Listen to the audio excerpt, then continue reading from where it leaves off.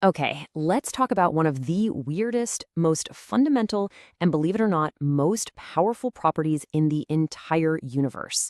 It's called quantum spin, and there's a really, really good chance that whatever you're picturing in your head right now is completely wrong. So let me just start with this question. Because when we get into quantum mechanics, the first thing you have to do is kind of unlearn what our everyday life tells us is true. And spin is the perfect place to start. So what you see on the left, that's the classic image, right? We all have it in our heads, a tiny little planet or a top just spinning on its axis. It's a simple, comfortable idea. But the quantum reality over on the right is so much stranger. It's not a physical motion at all. It's an intrinsic property. It's as fundamental to that particle as its mass or its charge. So let's just get this out of the way right now. Despite the name, these particles are not physically spinning.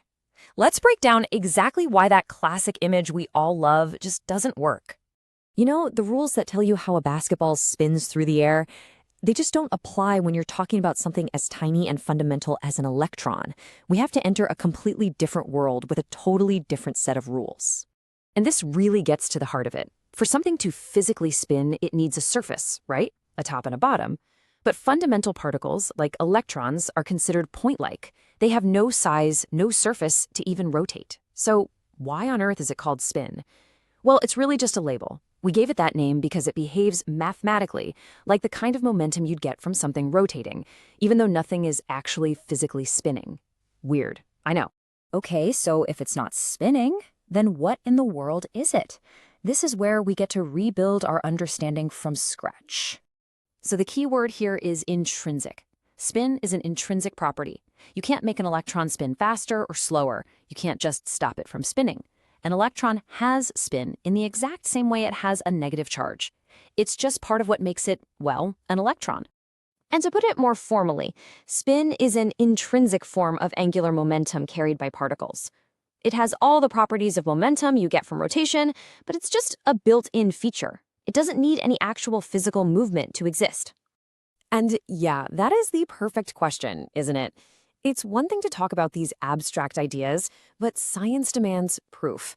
How did physicists ever discover a property that seems to completely defy logic? Well, it turns out they used a truly brilliant experiment. Let's talk about the famous Stern-Gerlach experiment from back in the 1920s. This is the moment that this abstract, weird idea of spin came crashing into concrete, observable reality. The setup was just beautiful in its simplicity. They fired a beam of silver atoms, which happened to act like teeny-tiny magnets, through a specially shaped magnetic field. Then they just put up a screen to see where all the atoms landed. Simple as that. Now, this is the mind-blowing part. Classically, you'd expect those little atomic magnets to be oriented in all possible directions. So what you should see on the screen is a continuous smear, a blur. But that is not what happened. Not even close. Instead, they got two distinct, separate beams. Just two. And this result perfectly illustrates one of the core ideas of quantum mechanics. Instead of a smooth ramp of all the possibilities, nature gave us a set of stairs. The property was quantized. It couldn't just take on any old value. It was forced to choose between specific, discrete options. There was absolutely no in-between. And for an electron, those options are spin up, which we call positive 1/2, and spin down, negative 1/2. That's it. Those are the only two choices it has. This discovery changed everything. Okay, so what does this up or down property actually do? Well, like that experiment hinted, it's deeply, deeply connected to one of the most fundamental forces in nature. So here's the crucial link. A particle's intrinsic spin generates its own tiny magnetic field. It basically makes it act like a microscopic little bar magnet. And this magnetic moment is the key. It's what made the Stern-Gerlach experiment work in the first place, and it's what allows us to build incredible technologies from this very strange property. And this is how it all works in practice.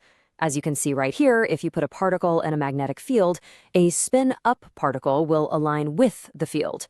A spin-down particle does the complete opposite. It aligns against it. This simple binary up or down choice is the foundation for so much of modern physics and technology. It's amazing. And look, this isn't just some abstract curiosity for physicists to argue about. This one weird quantum rule is actually the engine behind technologies that have completely reshaped our world. I mean, think about it. The MRI machine that lets doctors see inside the human body, that works by manipulating the spin of protons.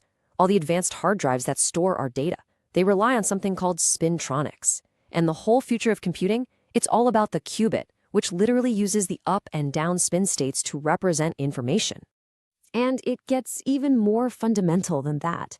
Spin literally determines what kind of particles something even is. Particles with half-integer spin, like our friend the electron, are called fermions. They're the building blocks of matter. Particles with integer spin are bosons. They're the carriers of force. So spin, this one property, literally divides the universe in two. So yeah, what started out as this really confusing experimental result, this strange quantized property that wasn't really spinning, it turned out to be one of the most important discoveries in the history of science. We've managed to harness spin to see inside our own bodies and to build the foundations for quantum computers. It really makes you wonder, what other secrets is this fundamental property of the universe just waiting for us to discover next?